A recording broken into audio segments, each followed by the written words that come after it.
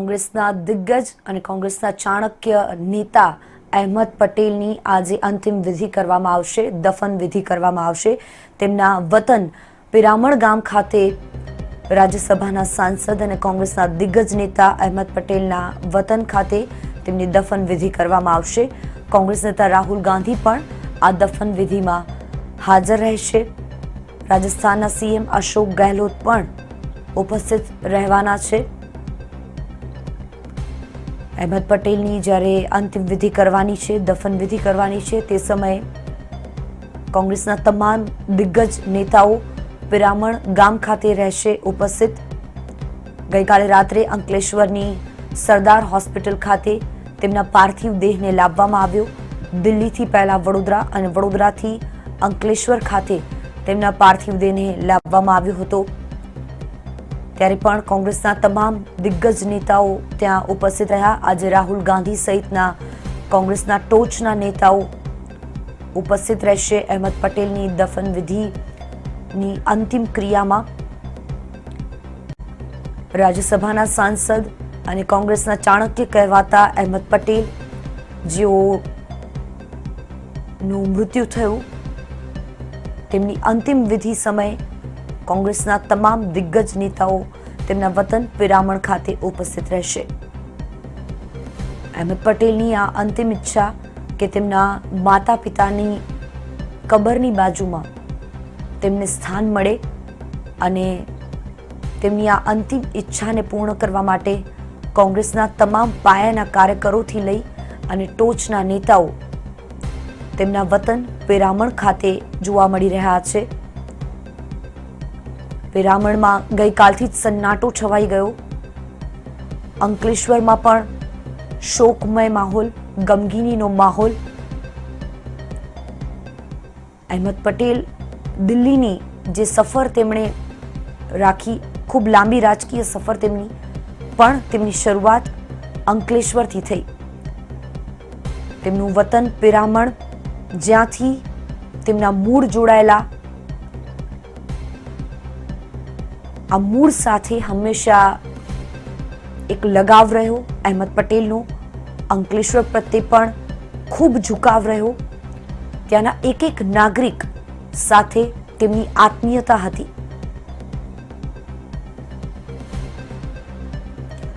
સંવાદદાતા રીમા દોશી જોડાઈ ગયા છે. રીમા, કેટલા વાગે તેમની આ અંતિમ વિધિ કરવાની છે? કોણ કોણ હાજર રહેશે આ અંતિમ વિધિમાં?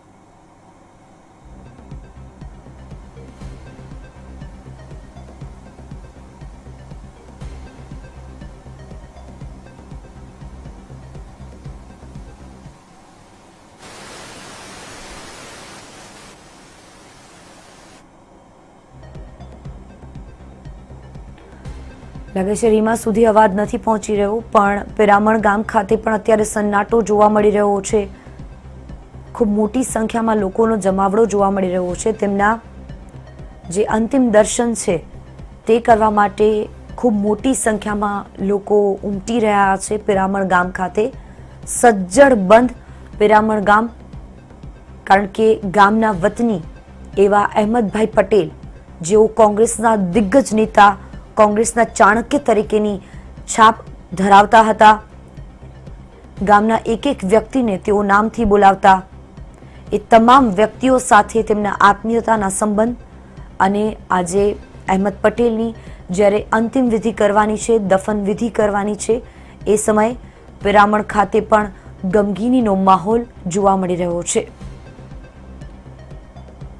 કોરોનાના આ કાળમાં અનેક દિગ્ગજ નેતાઓ, સેલિબ્રિટીઝ ગુમાવી દીધા ભારતીય. ત્યારે તેમાં એક અહેમદ પટેલનું નામ પણ હવે લખાશે, કારણ કે અહેમદ પટેલ જેવા નેતા ન ભૂતો ન ભવિષ્યથી. કોંગ્રેસમાં તેમની આ પ્રકારની કામગીરી, હંમેશાથી કોંગ્રેસ પ્રત્યે તેઓ વફાદાર રહ્યા. સોનિયા ગાંધી ના સલાહકાર રહ્યા. ક્યારે તેમણે ખુરશી માટેની લડત ના આપી. હંમેશા બેકગ્રાઉન્ડમાં, એટલે કે પડદા પાછળના એ વ્યક્તિ તરીકે કામ કરવાનું તેમણે પસંદ કર્યું. કોંગ્રેસના તમામ દિગ્ગજ નેતાઓની આંખો ભરાઈ આવી જ્યારે આ સમાચાર ગઈકાલે આવ્યા. તેમના દીકરાએ આ માહિતી આપી. સમગ્ર દેશમાં અત્યારે ગમગીનીનો માહોલ જોવા મળી રહ્યો છે. કોંગ્રેસમાં સન્નાટો જોવા મળી રહ્યો છે. શોકમય માહોલ અત્યારે કોંગ્રેસમાં, કારણ કે કોંગ્રેસના પિતા સમાન અહેમદ પટેલ, જેઓ કોંગ્રેસના મૂળ પાયાના કાર્યકર અને ત્યારથી તેમની રાજકીય સફરની શરૂઆત થઈ, એવા વ્યક્તિત્વનું અણધારી વિદાયથી અત્યારે કોંગ્રેસમાં ગમગીનીનો માહોલ જોવા મળી રહ્યો છે. તેમના વતન પિરામણ ખાતે પણ ભારે ગમગીની જોવા મળી રહી છે. લોકો ઘેરા શોકમાં ગરકાવ થઈ ગયા છે. જ્યાં તેઓ ભણ્યા, જ્યાં તેઓ રમ્યા, જ્યાં તેમનો ઉછેર થયો, એ મૂળ ગામ પિરામણ, અને આ પિરામણ ગામમાંથી તેઓ દિલ્હી સુધી પહોંચ્યા. રાજગાદી પર બેસવાનો ક્યારે તેમણે આગ્રહ ન રાખ્યો, ન તો કોઈ મંત્રી પદ માંગ્યું. એક લાંબી રાજકીય કારકિર્દી અહેમદ પટેલની, અને તેમની આ અણધારી વિદાય તમામને ગમગીન કરી ગઈ. એક મૃદુભાષી સ્વભાવ ધરાવનાર વ્યક્તિત્વ જે આપણી વચ્ચે નથી રહ્યું. અત્યારે દેશભરમાં ગમગીનીનો માહોલ જોવા મળી રહ્યો છે. ઇતિહાસના પન્નામાં કોરોના કાળ કાળા અક્ષરે લખાશે. અનેક એવા નામી વ્યક્તિઓ જેમણે 2020માં વિદાય લીધી. વધુ એકવાર રીમા દોશી સાથે જોડાવાનો પ્રયત્ન કરીશું. રીમા, પિરામણ ખાતે આજે અહેમદભાઈની અંતિમ ક્રિયા, અને કોણ કોણ હાજર રહેશે, કઈ પ્રકારની વ્યવસ્થા?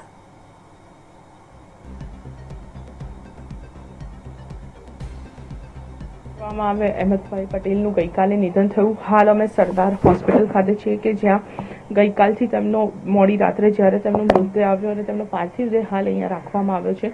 અહીંયાથી તેમનો જે પાર્થિવ દેહ છે તેને પિરામણ તેમના નિવાસસ્થાને લઈ જવામાં આવશે. ત્યાં અંતિમ દર્શન માટે રાખવામાં આવશે કે જ્યાં રાહુલ ગાંધી, રણદીપસિંહ સુરજેવાલા, સાથે સાથે જ રાજસ્થાનના સીએમ, મધ્યપ્રદેશના પૂર્વ સીએમ, છત્તીસગઢના સીએમ હાજર રહેવાના છે.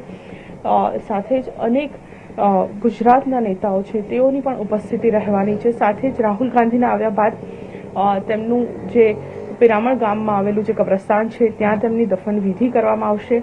તેમની એક ઈચ્છા હતી કે તેમના માતા પિતાની કબરની નજીકમાં જ તેમની અંતિમ વિધિ કરવામાં આવે, તેમની પણ કબર ત્યાં જ રહે.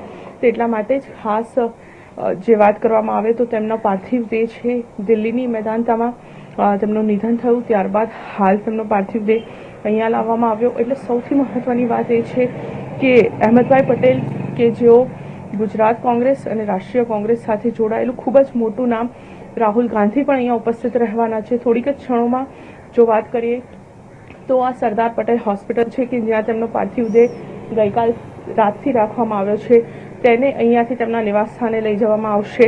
સાથે સાથે સૌથી મહત્વની વાત એ છે કે તેમની જે દફન વિધિ છે તે કોવિડની ગાઈડલાઇનનું સંપૂર્ણપણે પાલન કરીને જ કરવામાં આવશે. કારણ કે ગઈકાલે પણ જ્યારે તેમના પાર્થિવ દેહનો કોરોનાનો રિપોર્ટ કરવામાં આવ્યો તો તે રિપોર્ટ પોઝિટિવ આવ્યો છે.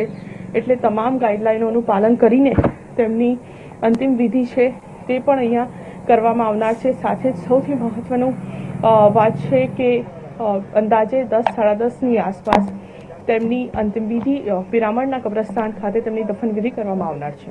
જી રીમા, રાહુલ ગાંધી કેટલા વાગ્યા સુધીમાં પહોંચશે, આ અંગેની કોઈ જાણકારી મળી શકી છે? અને તેની સાથે સાથે એ પણ જણાવો કે પિરામણ અંકલેશ્વરથી જે સરદાર હોસ્પિટલમાં તેમના પાર્થિવ દેહને મૂકવામાં આવ્યો છે ત્યાંથી પિરામણ કેટલું દૂર છે અને કેટલો સમય લાગી શકે છે પિરામણ પહોંચતા?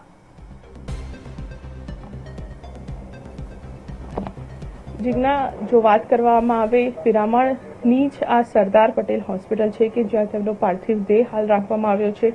ત્યાંથી અંદાજે 1.5 કિલોમીટર જેટલું અંતર છે કે જ્યાં તેમનું નિવાસસ્થાન આવેલું છે.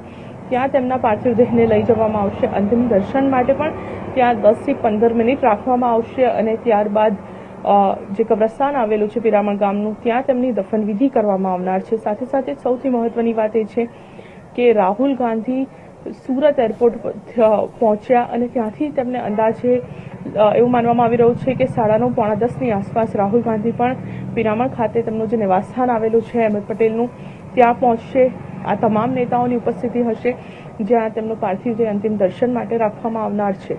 જી, ખાસ કઈ પ્રકારની વ્યવસ્થાઓ, કારણ કે કોવિડની ગાઈડલાઈનનું પણ પાલન કરવાનું રીમા, અને તેની વચ્ચે જો આવા દિગ્ગજ નેતાઓની વિદાય થતી હોય, અણધારી વિદાય થતી હોય, તેમનું મૂળ વતન પિરામણ, એટલા માટે ત્યાંના લોકો પણ ખૂબ ગમગીન હોય અને આવા સમયે તેમના અંતિમ દર્શનાર્થે લોકો ઉમટી પણ પડી શકે છે. તો આ બધી શક્યતાઓને જોતા કઈ પ્રકારની વ્યવસ્થા?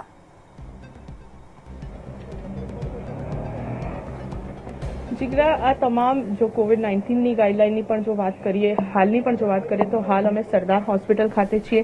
ત્યાંની જો વાત કરીએ તો તેમના પરિવારના જ ગણતરીના જ સભ્યો તેમના પાર્થિવ દેહને અહીંયાથી લેવા માટે આવશે અને અહીંયાથી તેમનો પાર્થિવ દેહ છે તેને લઈ જઈને તેમના નિવાસસ્થાને અંતિમ દર્શન માટે રાખવામાં આવનાર છે. ત્યાં પણ તમામ તૈયારીઓ છે તે પૂર્ણ કરી દેવામાં આવી છે. સાથે જ સૌથી મહત્વની વાત એ છે કે કબ્રસ્તાનની પણ જો વાત કરીએ તો કબ્રસ્તાનની અંદર પણ COVID-19ની ગાઈડલાઈનનું સંપૂર્ણપણે પાલન કરવામાં આવશે. અંદાજે 4 થી 5 લોકો જ કબ્રસ્તાનની અંદર જશે અને તેમની દફનવિધિ છે તે પૂર્ણ કરશે. એટલે સૌથી મહત્વની વાત એ છે કે COVID-19ની ગાઈડલાઈનનું પણ સંપૂર્ણપણે પાલન કરવામાં આવે, તેનું પણ પૂરતું ધ્યાન રાખવામાં આવશે. સરદાર હોસ્પિટલ પણ તેમના પરિવારના ગણતરીના જ સભ્યો આવશે અને અહીંયાથી શબવાહિનીમાં જ તેમનો મૃતદેહ છે તે તેમના નિવાસસ્થાને લઈ જવામાં આવશે. બિલકુલ.